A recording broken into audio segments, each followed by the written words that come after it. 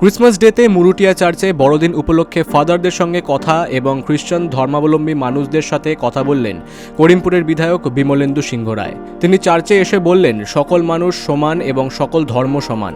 প্রত্যেক ধর্মকেই তিনি শ্রদ্ধা করেন, সকল মানুষকে তিনি ভালোবাসেন এবং তাই জন্যই তিনি মুরুটিয়া চার্চে এসেছেন। এই শুভ বড়দিনে আমি এখানে এসে, এর আগেও আমি একাধিকবার এসেছি।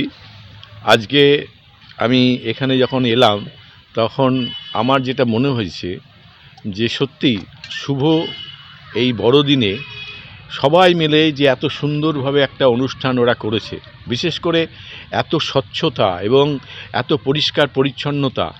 ঠাকুরের আমরা যে ঠাকুরকে আমরা প্রতিনিয়ত আরাধনা করি, ওনারাও তো যীশু খ্রিস্টকে আরাধনা করেন।